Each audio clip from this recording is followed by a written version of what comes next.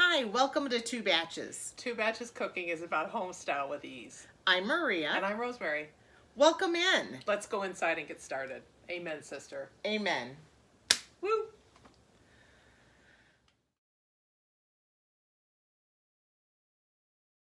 So welcome everybody. It's the holiday time and we have our decorations up. Yes. See? Oh, the We're in the weather outside mood. is frightful, but the fire is so delightful.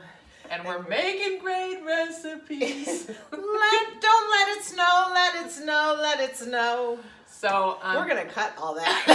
Oh no, we need to leave that. We need to leave it.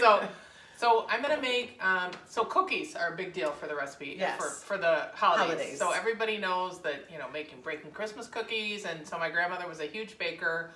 Bake them weeks in advance to get ready, and there's one recipe of hers that I just absolutely love, and they're just a butternut snowball. So I'm gonna make that cookie recipe. Great. And I am going to make a recipe that isn't necessarily Christmassy, but it was one that my mom made at Christmas, and they're Anise Icebox Cookies. Ooh, yummy. Let's do it. All right. Yep.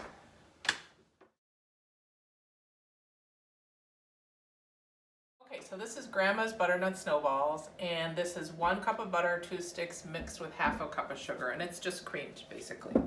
What I like about this recipe is there's not a lot of ingredients. The oven's at 325, and you really just bake these for 20 minutes, so that's easy. So this is 2 cups, no, I'm gonna do the vanilla first. So this is essentially 2 teaspoons of vanilla. I do that, it always smells so good. It's like, should I drink that or take my whisk and get it in there, blend it in.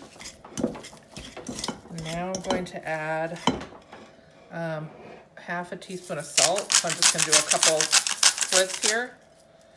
And I'm going to do 2 cups of flour. So we're going to blend this all in together. Oops, poof. Okay, great. So this is the mixture after everything's been added in except for the pecans. And so as you'll see, this is a little bit kind of crumbly, which is fine. There's no eggs in there, there's no water, there's no milk. It's gonna feel crumbly to work with, but in the end it works. 2 cups of pecan pieces. So we're gonna blend those in. And this really gives it such a nice, crumbly, light flavor. So once that's completely combined, we're going to make 1 inch, working with your hand like this, make 1 inch balls and put them on the cookie sheet. See, it's really crumbly, but all of a sudden you've got a cookie that sticks together there. So we're gonna do this and then they go in the oven. And then when they come out of the oven, we're gonna dust them with a bit of powdered sugar. That's optional, but it's an option I like, so we're gonna use it.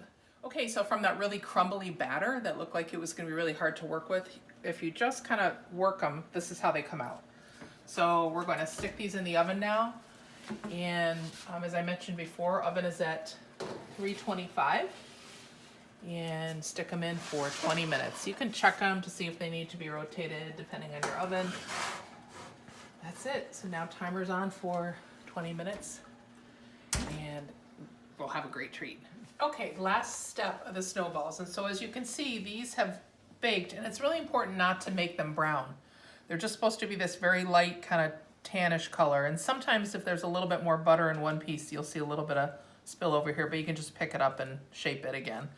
So basically what we're just gonna do is put a little bit of, you can do this with or without powdered sugar, this is optional. And so we are just gonna roll these now in powdered sugar. And these are very crumbly, They melt in your mouth. They do, they're like sablé, they're like shortbready, crumbly taste.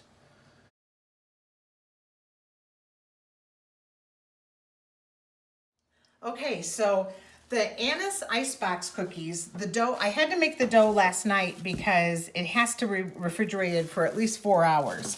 So it is in plastic wrap, and it's a very soft dough. So if you tried to do this right after you make it, it would just be mush. So the dough, it's brown sugar, flour, eggs. It does have a little cinnamon, a little cloves, and if you like anise flavor, it has 2 tablespoons of anise seed in it. I love so, all those flavors. I know, it's just so. So I'm going to cut 1/4 inch slices. God, it looks perfect. And I have a cookie sheet with a Silpat on it. If you have never had, you can use parchment paper, you can put it on a regular cookie sheet, but the Silpat, it cleans up easy, the cookies just slide off of it. It's really a handy thing. I picked these up. These are kind of generic Silpat. I picked them up at Costco a few years ago.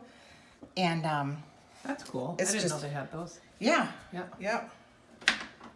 So you just cut the cookies and you do get 2 logs, 2 10-inch logs of dough out of one batch of cookies. So You get 2 batches. you get 2 batches. So, and these just bake for 8 to 10 minutes. And they are a crispy cookie. Again, they're not real fancy, but they taste spectacular.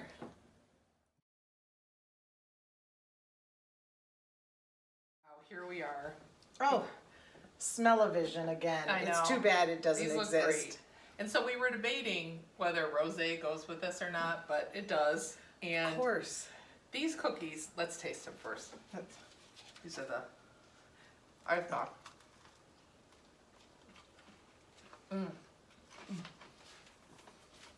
So good. Rich. Not too sugary. Spicy. And goes with rosé. Cheers. Merry Cheers. Christmas. Merry Christmas. These cookies that Rosemary made, that's great. Cookies and rosé are very good together. But these that Rosemary made, I mean, they should be called like pecan meltaways. They Yeah, just you're melt right. in your mouth. So I wouldn't say that these are savory because they're sweet, but they're not a sickly sweet Christmas cookie. So I don't know. I just love these. Oh, Merry Christmas, everybody.